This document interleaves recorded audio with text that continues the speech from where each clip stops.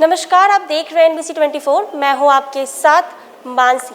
बता दें कि कोरोना पूरी तरह से बहुत जगह फैल रहा है। कोरोना की दूसरी लहर पूरे बिहार, पटना और पूरे देश में सारे लोगों को डरा के रख दी थी। जब कोरोना की दूसरी लहर ने बिहार में दस्तक दिया था तो बिहार में बेड्स, ऑक्सीजन सिलेंडर्स और लोगों को बहुत सारी तकलीफ़ों का सामना करना पड़ रहा था। बेड्स नहीं मिल रहे थे हॉस्पिटल्स में, ऑक्सीजन सिलेंडर्स नहीं मिल रहे थे, लोगों की मौत का आंकड़ा बहुत ज़्यादा बढ़ रहा था। अभी कोरोना की तीसरी लहर आने को है। जैसा कि आप सभी को पता है कि कोरोना की तीसरी लहर कुछ दिनों में आ सकती है। ऐसे में अभी हम मौजूद हैं पटना के पारस हॉस्पिटल में। ये जानने की कोशिश करेंगे कि क्या कुछ व्यवस्था उनकी तरफ से कोविड को लेकर किया गया है। अभी मेरे साथ यहाँ पे डॉक्टर पी दास गुप्ता, जो पारस हॉस्पिटल के यूनिट हेड है, हम उनसे बात करेंगे और उनसे जानकारी लेंगे कि कोरोना को लेकर क्या कुछ व्यवस्था है उनके इस हॉस्पिटल में। सर, सबसे पहले तो आपका बहुत बहुत स्वागत है हमारे चैनल में। Thank you so much. Sir, अब हमें ये बताइए कि जब कोरोना की दूसरी लहर आई थी तो बेड्स, ऑक्सीजन सिलेंडर्स, बहुत सारी तकलीफ़ों का लोगों को सामना करना पड़ रहा था। तो अभी तीसरी लहर आने वाली है, तो क्या कुछ व्यवस्था है आपके इस हॉस्पिटल में कोरोना को लेकर? देखिए, दूसरी लहर में भी हम लोग ने इस हॉस्पिटल में एटलीस्ट 150 बेड अवेलेबल करवाया था फॉर कोविड पेशेंट्स। और ऑक्सीजन की कमी कभी पारस में नहीं हुई है, क्योंकि हमारे पास हमारा खुद का लिक्विड मेडिकल ऑक्सीजन टैंक है, तो ये हमेशा रिफ़िल होता रहता है। सो अपार्ट फ्रॉम दैट हमारे पास 90 सिलेंडर हमेशा ऑक्सीजन का रेडी रहता है बैकअप के तौर पे। तो ऑक्सीजन की कमी तो कभी हुई नहीं है। अब तीसरी लहर की बात करें तो जनवरी के फर्स्ट वीक से ही हमारे पास पेशेंट का एक फ़्लो आना चालू हो गया है। अभी करीबन 22 पेशेंट हमारे हॉस्पिटल पे एडमिटेड है कोरोना का, जो कोविड पॉजिटिव है।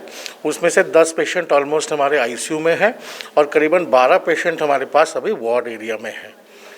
तो सर, अभी कुल कितने सारे बेड्स आप लोग रेडी तो अभी हम लोग 47 बेड्स रेडी कर चुके हैं। 24 बेड आपका आईसीयू में रेडी है और 23 बेड आपका जनरल वार्ड में रेडी है। और ऑक्सीजन सिलेंडर्स भी अवेलेबल है सर आपके? ऑक्सीजन का कोई प्रॉब्लम नहीं है, ऑक्सीजन इज कम्प्लीटली अवेलेबल। तो सर, आप क्या हमें दिखा सकते हैं क्या? जी ज़रूर, हम लोग आपको वार्ड एरिया दिखाएंगे।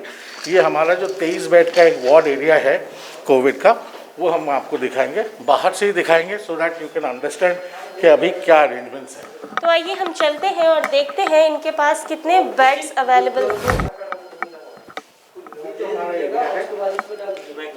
ये जो हमारा एरिया है, ये एक 23 बेड का वार्ड एरिया है। यहाँ पे जनरल वार्ड के कोविड पॉजिटिव पेशेंट्स आ रहे हैं, जिनको बहुत ज़्यादा दिक्कत नहीं है, वो यहाँ पे है। जिनको इससे थोड़ा ज़्यादा दिक्कत है या थोड़ा ज़्यादा उनका लंग कॉम्प्रोमाइज्ड है, वो लोग अभी आईसीयू में एडमिटेड है। यानी अभी नॉर्मल पेशेंट्स इसमें एडमिट है। करेक्ट। तो आपने देखा कि ये कोविड का बेड का ये एक एरिया बनाया गया था। यहाँ पे अभी नॉर्मल पेशेंट्स एडमिट हैं, जिनको अभी बहुत ज़्यादा तकलीफ नहीं है, एंड जो सीरियस है, जिनको बहुत तकलीफ है, वो आईसीयू में एडमिट है। सर, आप हमें ये बताइए कि अभी तक मतलब दूसरी लहर जब थी तो अभी तीसरी लहर आ रही है, तो क्या कुछ आशंका जताई जा सकती है तीसरी लहर को लेकर? देखिए, तीसरी लहर का अभी जो एक्सपर्ट्स कह रहे हैं कि अभी पीक आना बाकी है, तो उसी के लिए हमारा इंतज़ार है और उसी के लिए हम लोग रेडी भी हो रहे हैं, क्योंकि 47 beds might not be enough, क्योंकि आगे जाके जब पीक आएगा तो शायद और पेशेंट्स आए। तो हम लोग के पास अभी एज ऑफ इमीडिएट हम लोग at any point of time hospital को 150 बेड कोविड हॉस्पिटल में कन्वर्ट कर सकते हैं, और उसी के लिए तैयारी है। उसके लिए हम लोग ऑक्सीजन सिलेंडर्स, ऑक्सीजन का बैकअप, एवरीथिंग इज़ रेडी।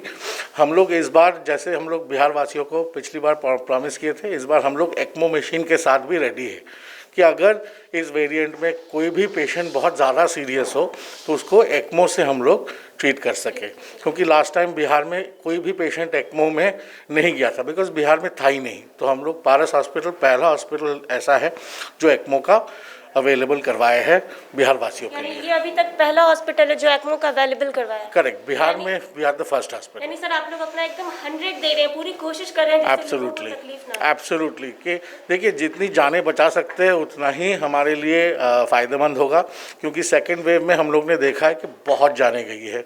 तो इस वेव में we are trying to save as many lives as possible.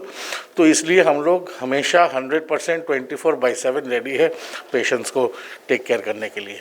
तो आपने देखा कि इनके तरफ से पूरे पारस हॉस्पिटल में बहुत सारी फैसिलिटीज़ अवेलेबल हैं कोविड को लेके, कोरोना को लेके। ये लोग अपने हद तक हर ट्राई कर रहे हैं कि लोगों की जान बच सके। सर, आप हमें ये बताइए कि लोगों को आप कुछ मैसेज देना चाहते हैं कि कोरोना से, थर्ड वेव से कैसे बचे, कोरोना से कैसे लड़ना है?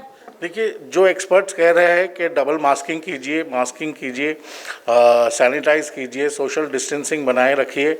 आज के डेट में बिहार में भी बहुत चीज़ें होम डिलीवरी में अवेलेबल है। जितना हो सके घर से कम निकलिए, होम डिलीवरी से सामान मंगवाइए और सुरक्षित रहिए। अपने आप को भी सुरक्षित रखिए, अपने परिवार को भी सुरक्षित रखिए, दूसरों को भी सुरक्षित रखिए। Masking is very very important, hand sanitization, hand washing very very important. ये सिंपल चीज़ें हैं जो आपको बचा सकता है कोविड से। तो देखा आपने कि इन्होंने बताया कि 4 तरीके हैं जिससे आप कोविड से बच सकते हैं। पहला कि आप सोशल डिस्टेंसिंग मेंटेन करिए, दूसरा कि मास्क का इस्तेमाल करिए, तीसरा जितना हो सके घर में रहे, और चौथा कि अपने घर पर सामान होम डिलीवरी पे मंगवा लें। Sir, thank you so much हमारे सवालों का आंसर देने के लिए। Thank you so much. तो आपने देखा, तो कोविड गाइडलाइन, कोविड प्रोटोकॉल को फॉलो करिए और सावधान रहिए। इसी तरह के छोटे बड़े खबरों के साथ देखते रहे NBC 24।